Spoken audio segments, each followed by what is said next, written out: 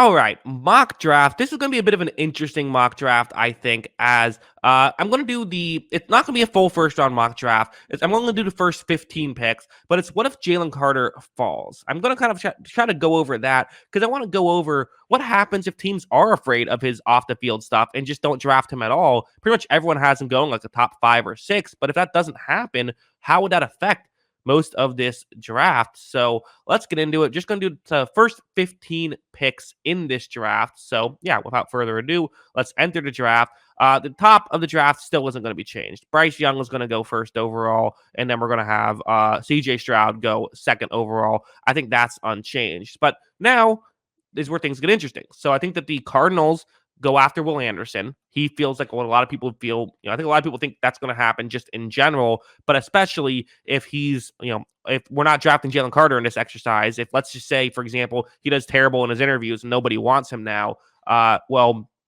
okay, Anderson at 3 feels like an obvious pick. And then we'll just have the Colts still go Anthony Richardson. That's what most people are expecting, and it makes sense to me. So for the Seahawks, who I think would love a Jalen Carter in this spot, okay, now is where things get unique to me because what do they want to do in this spot? You could go after a Will Levis and have him sit behind Geno Smith, but I wouldn't love that. Maybe you go after a Devin Witherspoon, who is that your biggest position of need? Not necessarily. I could see them going after Tyree Wilson in this spot. It's not what I would do, but I could see them doing it, and I actually think that's what they would do. So I'm gonna go with what I would do here in this draft, not what I would do, or not, excuse me. I'm gonna go with what I think they will do, not what I would do. So Tyree Wilson, I think, would be the pick at 5, even though it's not a selection that I would do, just given how the Seahawks evaluate their players and how they tend to draft things. I think going after a physical freak like Tyree Wilson is what they would do.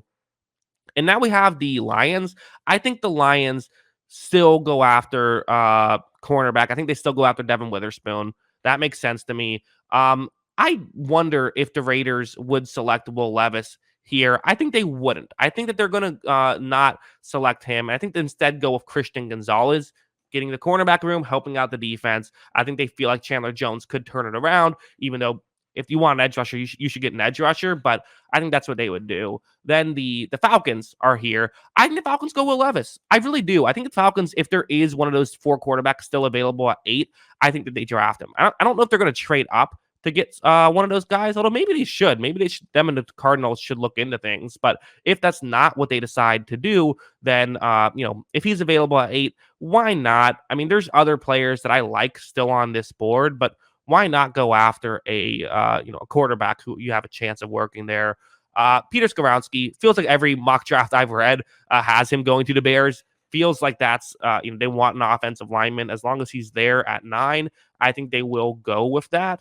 Then you have the Eagles, who realistically, I think that even if they hated Jalen Carter's off the field stuff, they're taking him at 10. And to be honest, this doesn't seem crazy that this could happen. This doesn't seem out of the question that he could fall this far. But again, for the exercise, we're not having him go here. So what do they want to do? Some people have projected maybe they're going to go after Bijan Robinson. Maybe I'm wrong. I've been wrong before. I don't see that happening. I don't see the Eagles, who are a very smart team, drafting a running back with pick number 10. That just doesn't feel like something that they would do.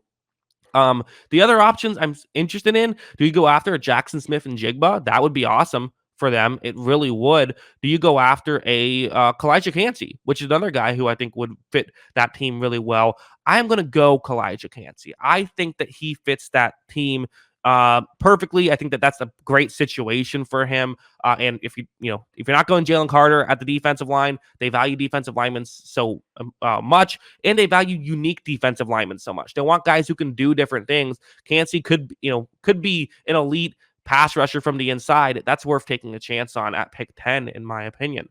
Number 11, Titans. I think Titans go Jackson Smith and Jigba in this spot. I think that he can do what they're trying to get done very well, I would think, in this scenario. So drafting him at number 11, I've seen this get mocked as well. It makes sense to me. And now for the Texans. Texans are in a unique spot as well. Quentin Johnson is the first person that jumps out at me. They could use some edge rushers. They could use a lot, if we're being honest. But to me, I feel like let's just get Quentin Johnson. Let's get someone who can be a weapon for for CJ Stroud in this scenario. That makes sense to me. I don't know. I would like that. Then for the Jets, I think Jets are going offensive linemen. They're going to go Paris Johnson. That's what they're doing. I don't know which offensive lineman they're going to get, but they're getting a tackle pick 13. I'm convinced of that. And then yeah, the Patriots, who again, Patriots would draft Jalen Carter in this scenario. There's no chance that they would not draft Jalen Carter in this scenario, but they can't draft Jalen Carter in this scenario. So who else do you go with? Lucas Van Ness is definitely someone who's interesting. Brian Branch, I would really love if they drafted him there, but I don't know if they would. They might go corner. I definitely could see that. Really, couldn't go wrong with a lot of these picks. Joey Porter, Deontay Banks. I think Lucas Van Ness. I'll have him go Lucas Van Ness. He feels like a Patriot, right? He does. He feels like he can just someone who can come in and you know what he can do. You know he can do his job well.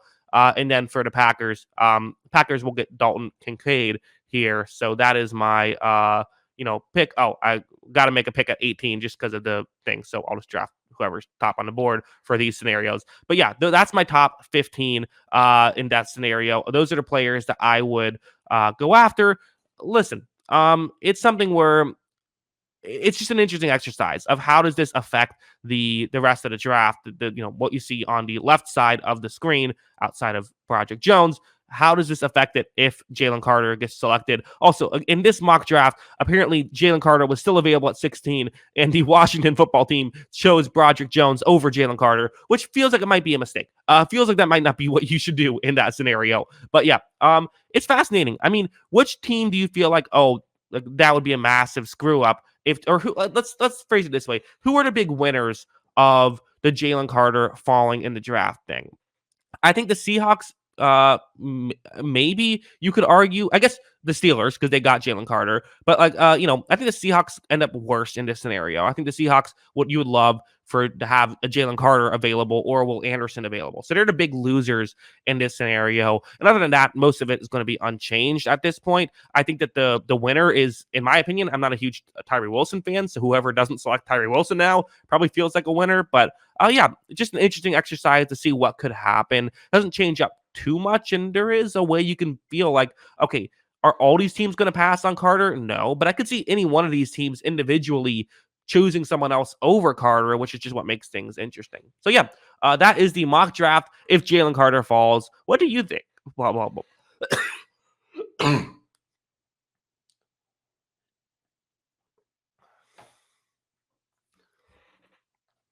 What do you think? Let me know in the comments below. What are your thoughts on all of this? Always love hearing from you. And of course, as always, thanks for watching.